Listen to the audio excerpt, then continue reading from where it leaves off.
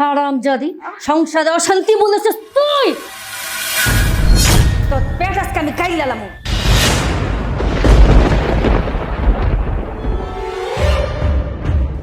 মা দোলা ওঠ, বোন আমার ওঠ। কি রে বোন, এসব আমি কি দেখতেছি? তোর শ্বশুর বাড়িতে তোর শাশুড়ি, তোর ননদ তোর গায়ে হাত তুলতেছে, তোর উপর অত্যাচার নির্যাতন করতেছে। কই কোনোদিন তুই আমাকে বলস নাই? হ্যাঁ, আমি তো ভাবছি তুই সুখে আসোস, শান্তিতে আসোস, এই কারণে কোনোদিন কিছু বলস নাই। আজকে আমি এগুলো কি দেখতেছি? নিজের চোখে না দেখলে তো কোনো কিছু বিশ্বাস করতে পারতাম না। ভাইয়া, আমি তো গরিব ঘরের মেয়ে।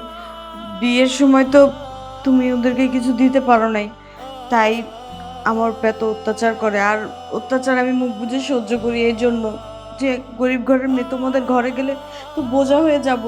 এই জন্য আমি তোমাদের কিছু জানাইনি। তোমরা তো মন খারাপ করবা, আমি চাই না আমাদের জন্য তোমার মন খারাপ হোক।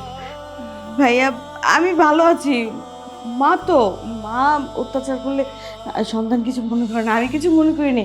আমি ওনার এই অত্যাচারকে না দোয়া মনে করেছি সবসময়। আমি ভালো আছি। তুই যে কি ভালো আছোস সেটা তো আমি দেখতেই পাচ্ছি। কি ব্যাপার ভাই শ্রাবণ, তুমি তো খুব ভদ্র ছেলে, ভালো ছেলে। এই কারণে আমার বোনটারে, আমার আদরের বোনটারে তোমার সাথে বিয়ে দিছি, যেন আমার বোনটা সুখে থাকতে পারে, ভালো থাকতে পারে। আর এখন আমি কি দেখতেছি? তোমার বাড়িতে তোমার মা বোন আমার বোনটার উপর অত্যাচার করে, নির্যাতন করে, আমার বোনের গায়ে হাত তুলে। এই কারণে কি তুমি আমার বোনকে ভালোবেসে বিয়ে করে এই বাড়িতে বউ করে নিয়ে আসছো আমার বোনের উপর প্রতিনিয়ত অত্যাচার নির্যাতন করার জন্য? ভাইয়া আপনি প্লিজ আমাকে ভুল বুঝবেন না, আমি এসবে কিচ্ছু জানি না। কি হচ্ছে কি এসব? মা, এসব কি হচ্ছে? ও প্রেগনেন্ট, ওকে এভাবে ধাক্কাতে ফেলে দিয়েছে কেন? আমি তো এসবে কিচ্ছু বুঝতে পারছি না। যা করেছি ভালো করেছি। আমি ওকে মারতে মারতে একদম মেরে ফেলতাম, তাহলে আমি মনে শান্তি পেতাম। পারলে ওর পেটে বাচ্চাটাকে আমি মেরে ফেলবো। হারামজাদি, একটা সংসার মধ্যে অশান্তি জঞ্জাল একটা এনে রেখেছিস। তুই তো বিয়ে করেছিস নিজের পছন্দ মতো, আমাদের পছন্দ মতো বিয়ে করেছিস। হ্যাঁ, একটা ফকিন্নির মেয়েকে বিয়ে করেছিস। ফকিন্নি জানি কোথাকার, তোকে কি দিয়েছে? এই, তোকে কিছু দিতে পেরেছে? ফকিন্নি জানি কোথাকার। হ্যাঁ ভাইয়া, মা তো ঠিক কথাই বলেছে। এই মেয়েটাকে বিয়ে করে এই বাড়িতে আনার পর থেকে এই সংসারে অশান্তি শুরু হয়ে গেছে। তোমার বউ সারা দিন শুয়ে থাকে, বাসার একটা কাজও করে না। এই বাসার সমস্ত কাজ আমি আর মা করি, তোমার বউ সারা দিন শুয়ে থাকে কেন? আর মানুষের কি বাচ্চা হয় না? তোমার বউয়ের কি একাই বাচ্চা হচ্ছে যে সারা দিন শুয়ে থাকতে হবে? মা, বৃষ্টি, তোমরা এসব কি কথা বলছো? মা, ও আমার বউ, আমার বিয়ে করা বউ। আমি ওকে ভালোবেসে বিয়ে করেছি। তোমরা যে ওকে মানতে পারোনি সেটা তো একবারও আমাকে বলনি। একবারও তো আমাকে বলনি যে ও গরিবের মেয়ে, ও বিয়ের সময় কিছু আনতে পারেনি বলে তোমাদের ওকে সহ্য হয় না। একবারও তো বলনি। আমার সামনে তো তোমরা ওর সাথে সবসময় ভালো ব্যবহার করো, কিন্তু এখন এসব কি বলছো? ও গরিবের মেয়ে, আমি ওকে ভালোবেসে বিয়ে করেছি বলে ওকে তোমরা সহ্য করতে পারছো না বলে ওর গায়ে হাত তুলছো। মা, তোমরা ভুলে যেও না ও প্রেগনেন্ট। ওর গর্ভে যে বাচ্চা আছে সেটা আমার বাচ্চা, আমার বংশের প্রদীপ। তোমরা ওর উপর অত্যাচার করতেছো, ওর এই অবস্থায় ওর গায়ে হাত তুলেছো, ওকে লাথি মেরেছো। মা, আমাদের কিসের অভাব আছে বলতো? আমাদের টাকা পয়সা কোনো কিছুরই অভাব নেই। তারপরেও কেন ওর কাছে তোমার যৌতুক আশা করতে হবে? মা, ওর জায়গা যদি বৃষ্টি থাকতো তাহলে তুমি কি করতে? বৃষ্টির গায়ে এভাবে হাত তুলতে পারতে? মা, ও তোমার ছেলের বউ হয়েছে, তাতে কি হয়েছে? তুমি ওকে মেয়ে ভাবতে পারোনি? বৃষ্টি, ও তোর বোনের মতো। আরে ওর জায়গায় যদি তুই থাকতি, তোর যদি বিয়ে হয়ে যাওয়ার পর তোর শ্বশুর শাশুড়ি তোর গায়ে এভাবে হাত তুলতো, তাহলে তুই কি করতি? তোরা যেটা করেছিস সেটা অনেক বড় অন্যায় করেছিস। আর আমি এসবের কিচ্ছু জানি না। আজকে যদি এই অসময়ে এখানে না আসতাম তাহলে এসবের কিচ্ছুই আমি জানতে পারতাম না। আমি প্রতিদিন 8টার সময় অফিস চলে যাই, 9টার সময় বাসায় ফিরি। কই বাসার ভিতর কি হয় না হয় দোলা আমাকে কখনো কিছু বলে না। কি ব্যাপার দোলা, তুমি তো কখনো আমাকে কিচ্ছু বলনি যে তোমার উপরে আমার মা আমার বোন এত অত্যাচার করে, এত অন্যায় করছে তোমার সাথে। তুমি তো কিচ্ছুই বলনি। ব্যাস শ্রাবণ, অনেক হয়েছে। নাটক করতেছো? হ্যাঁ, আমাদের সঙ্গে কি নাটক করতেছো? আমার ভালো করে বোঝা হয়ে গেছে। আমার বোনের উপর অত্যাচার নির্যাতন তোমরা কেন করো?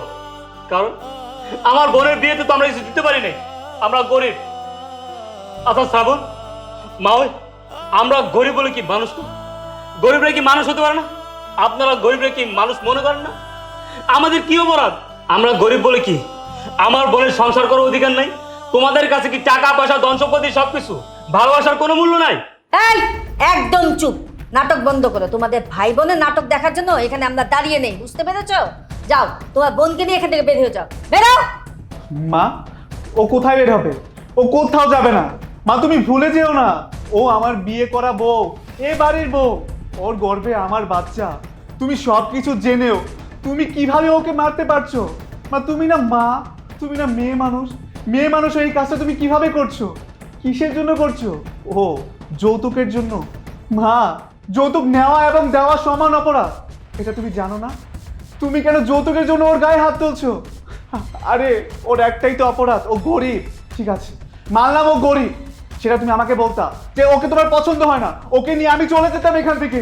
কিন্তু ওর উপর এরকম নির্মম অত্যাচার করা একদম তোমার ঠিক হয়নি। আর দোলা, তুমি প্লিজ ভাইয়াকে বুঝিয়ে বলো এখানে আমার কোনো দোষ নেই। আমি তো তোমাকে অনেক ভালোবাসি, এই সবের কিছু তো আমি জানি না, আজকেই তো আমি প্রথম দেখছি। প্লিজ দোলা, তুমি ভাইয়াকে কিছু বলো। এই শ্রাবণ, আমার বোন কি বলবে? হ্যাঁ, তুমি আমার বোনের সাথে সংসার করো, তুমি কি জানতে না তোমার মা আর বোন আমার বোনের উপর দিনের পর দিন অত্যাচার করে, নির্যাতন করে? এগুলো তুমি জানতে না? এখন কি আমার সামনে কি সাথে সাথে চেষ্টা করতেছো? না ভাইয়া, শ্রাবণ যা বলেছে সত্যি বলেছে। শ্রাবণ এসবের কিছুই জানে না। বৃষ্টি আর মা আমার উপর অত্যাচার করে, আমাকে খেতে পর্যন্ত দেয় না। কিন্তু আমি শ্রাবণকে কখনো কিছু বলিনি, ও তো কাজের প্রেশারে থাকে, ওকে বললে আবার সংসারে অশান্তি হবে, এই জন্য আমি ওকে কখনো কিছু বলিনি। ও সকালে যায় রাত্রে আসে, ওকে কি বলবো? আমি চাই না আমার জন্য এই সংসারে আর কোনো অশান্তি হোক। শ্রাবণ, মা যেহেতু চায় না আমি এই সংসারে থাকি, বৃষ্টি আমাকে সহ্য করতে পারে না, তার চেয়ে বরং আমি চলেই যাই। তাতে যদি এই সংসারে শান্তি হয়, হোক না, আমার মতো আগাছা এখানে রাখার দরকার নেই। ভাইয়া, তুমি আমাকে নিয়ে চলো, আমি এখানে থাকতে চাই না, চলো। হ্যাঁ বোন, তোকে আমি নিয়ে চলে যাব। আমি চাই না তুই এখানে থাক, এইখানে থেকে ধুকে ধুকে মরে যা। মা, ওই আপনি তো একটা মেয়ে মানুষ, আপনি তো একজন মা, আপনি তো গর্ভবতী হয়েছেন, সন্তানের জন্ম দিচ্ছেন। একটা গর্ভবতী মেয়ের কতটা কষ্ট, ও কি চায়, এগুলো তো আপনার জানা দরকার, আপনার বোঝা দরকার। আপনি কি জানতেন না একটা গর্ভবতী মেয়ের কখন শান্তি প্রয়োজন, কখন বিশ্রাম প্রয়োজন, কখন একটু ভালো খাবার প্রয়োজন? বুঝতে পারছি, এইটা বোঝার ক্ষমতা আপনাদের নাই। আপনাদের যদি বোঝার ক্ষমতা হইতো, আমার বোনের উপর দিনের পর দিন অত্যাচার নির্যাতন করতে পারতেন না। আজকে বুঝতেছেন না, তবে বুঝবেন, বুঝবেন যখন আপনার মেয়ের শ্বশুর শাশুড়ি আপনার মেয়ের উপর অত্যাচার করবে, তখন আপনার বুঝতে পারবেন। আরে আমার বোনের কথা বাদ দিলাম, ও পরের মেয়ে, কিন্তু ওর গর্ভে যে সন্তান, এটা তো আপনাদের বংশের প্রদীপ। আপনাদের বংশের প্রদীপের কথা একবার চিন্তা করলেন না? আপনাদের বংশের প্রদীপ দুনিয়ার আলো দেখার আগেই শেষ করে দিতে চান? বাহ বাহ, আপনার তো মানুষ না, মানুষ না, আপনারা অমানুষ। আপনারা যদি মানুষ হইতেন, একটা গর্ভবতী মেয়ের সাথে এই ধরনের আচরণ কখনই করতে পারতেন না। ঠিক আছে, আমার বোন যেহেতু এই বাড়িতে বোঝা, আমার বোনকে যেহেতু আপনাদের এত সমস্যা, আমার বোন এখানে থাকবে না। আমি আমার বোনকে নিয়ে এখানে চলে যাব। বোন, চলে এখান থেকে, আমরা চলে যাই। দাঁড়ান, আপনারা কোথায় যাবেন? ঠিক আছে, এই বাড়িতে যদি আপনাদের যেতে হয়, আমিও চলে যাব। মা, যে বাড়িতে আমার বউয়ের কোনো সম্মান নেই, আমার বউয়ের প্রতি কোনো ভালোবাসা নেই, যে বাড়িতে আমার সন্তান জন্মগ্রহণ করতে পারবে না, সেই বাড়িতে আমি থাকবো না, সেই বাড়ি থেকে আমি চলে যাব। ঠিক আছে, তোমরা এই বাড়িতে থাকো, তোমরা সুখে থাকো। ও যেহেতু এই বাড়িতে থাকলে তোমাদের সুখ হবে না, তাহলে ওকে নিয়ে আমি এখান থেকে চলে যাচ্ছি। দোলা, চলো, তোমার সাথে আমিও চলে যাব। দাঁড়া শ্রাবণ, কোথাও যাবি না তোরা, তোরা এখানেই থাকবি। আমি অন্ধ হয়ে গেছিলাম, আমি যে একটা মা, আমি সেটা ভুলিয়ে গিয়েছিলাম। ও যে গর্ভবতী, আমি তো বুঝি একটা গর্ভবতী কতটা কষ্ট, কতটা কি, কখন কি চায়, সেটা আমি ভুলেই গিয়েছিলাম। বাবা, তুই বৌমাকে নিয়ে কোথাও যাস না, এ বাড়িতে থাক। তুই চলে গেলে আমি কাকে নিয়ে থাকবো, কাকে দেখবো, কাকে দেখে দেখে আমি এখানে থাকবো? বাবা, তুই যাস না, বৌমাকে নিয়ে এখানে থাক। হ্যাঁ ভাইয়া, তুমি এই বাড়ি ছেড়ে কোথাও যাবে না, তুমি আমাদের সাথেই থাকবে। ভাইয়া, আমি আর মা যা করেছি তা অনেক বড় অন্যায়। আমরা এখন আমাদের ভুলটা বুঝতে পারছি। আমি দিনের পর দিন ভাবির সাথে অনেক অন্যায় করেছি, ভাবির গায়ে হাত তুলেছি, ভাবির উপর অনেক অত্যাচার করেছি। যেখানে ভাবির এই সময় ভাবির পাশে থাকার কথা ছিল, ভাবির সেবা যত্ন করার কথা ছিল, আমরা তা করিনি। আমরা সব সময় ভাবিকে মারধর করেছি। ভাইয়া, তুমি আমাকে মাফ করে দাও। ভাবি, তুমি আমাকে প্লিজ মাফ করে দাও। তুমি এই বাড়িতে বউ হয়ে আসার পর থেকে আমি অনেক ভয় পেয়ে গিয়েছিলাম। আমি সব সময় আতঙ্কে থাকতাম। যদি তুমি আমার বিষয়ে ভাইয়াকে সব কিছু বলে দাও, আমি কোথায় যাই, কি করি না করি, এগুলো যদি তুমি ভাইয়াকে বলে দাও, তাহলে তো আমি আর আমার স্বাধীন মতো চলতে পারবো না। তাই আমি সব সময় তোমাকে ভয় দেখিয়ে তোমার উপর অত্যাচার করতাম, যেন তুমি আমার ভাইকে কিছু বলতে না পারো। ভাবি, আমি অনেক বড় অন্যায় করে ফেলেছি। ভাবি, তুমি প্লিজ আমাকে মাফ করে দাও। আমাকে ছোট বোন মনে করে আরেকবার একটা সুযোগ দাও। ভাবি, আমি কথা দিচ্ছি, আমি আজকের পর থেকে তোমার সাথে কখনো খারাপ ব্যবহার করব না। হ্যাঁ বৌমা, তুমি আমাকে বৃষ্টিকে ক্ষমা করে দাও। তোমার উপরে যে অত্যাচার করছি, আমাকে মাফ করে দাও। রুবেল বাবাজি, তুমি আমাকে মাফ করে দাও।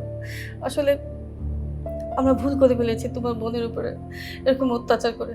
মা, ওই মা, আপনারা জানেন না, ছোটবেলায় যখন আমার বাবা মা মারা যায়, তখন আমার এই বোনটাকে আমি অনেক কষ্ট করে লালন পালন করে বড় করছি, পড়ালেখা শিখিয়ে মানুষের মতো মানুষ করছি। আমি নিজে না খাইয়া আমার বোনটাকে খাওয়াইছি। আমি নিজে না খেয়া নিজে একটা খরচটা করে আমার বোনের বই খাতা কিনে দিচ্ছি, কাপড় চোপড় কিনে দিচ্ছি। আমার বোনকে আমি কোনো কষ্ট বুঝতে দিই নাই, আমার বোনের শরীরে কোনো আঘাত লাগতে দিই নাই, বুলের টোকা লাগতে দিই নাই। আমার বোন যখন ছোট, তখন ওর অনেক ইচ্ছা ছিল ও একদিন বড় হবে, পড়ালেখা করে মানুষ মতো মানুষ হবে, বড় অফিসার হবে। কিন্তু যখন ভার্সিটিতে শ্রাবণের সাথে দেখা হয়, শ্রাবণের সাথে সম্পর্ক হয়, তখন আমার বোন আমার কাছে শ্রাবণের কথা বলে, কিন্তু আমি আমার বোনের কথা ফেলতে পারিনি। কারণ আমি শ্রাবণকে দেখছি, ও খুব ভালো ছিল, ভদ্র ছিল। এই কারণে ওর উপর ডিপেন্ড করে আমার বোনকে আপনাদের বাড়িতে বউ হিসেবে পাঠাচ্ছি। কিন্তু আপনাদের বাড়িতে আসার পর আমার বোন যে এতটা অত্যাচারিত, নির্যাতিত হবে, সেটা আমি কখনো কল্পনা করতে পারিনি। যাই হোক, আপনারা যেহেতু আপনাদের ভুলটা বুঝতে পারছেন, আমি এতেই খুশি। আমি আপনাদের মাফ করে দিচ্ছি। আশা করি আমার বোনটা আপনাদেরকে মাফ করে দিচ্ছে। কিন্তু মা, একটা কথা, আমার বোনটাকে আর কোনোদিন কোনো কষ্ট দেবেন না। কারণ আমার বোনের এই কষ্ট দেওয়া মানে আমাকেই কষ্ট দেওয়া। আমার বোনের কষ্ট আমি কোনোদিন সহ্য করতে পারবো না, সহ্য করতে পারবো না। ঠিক আছে শ্রাবণ, আমি আমার বোনকে আমি তোমার ভরসায় তোমাদের বাসায় রেখে দিতেছি। কিন্তু যদি কোনোদিন শুনছি আমার বোনের উপর আবার অত্যাচার নির্যাতন হয়েছে, সেই দিন কিন্তু তোমাদের কাউকে আমি ছাড়বো না, বলে দিলাম, ছাড়বো না। বলে আমি আসছিলাম তোকে দেখার জন্য, তোকে দেখা হয়ে গেছে। তবে হ্যাঁ, কোনোদিন যদি তোর সাথে এমন কিছু হয়, তুই কিন্তু আমাকে বলবি, কোনোদিন লুকাবি না, ঠিক আছে?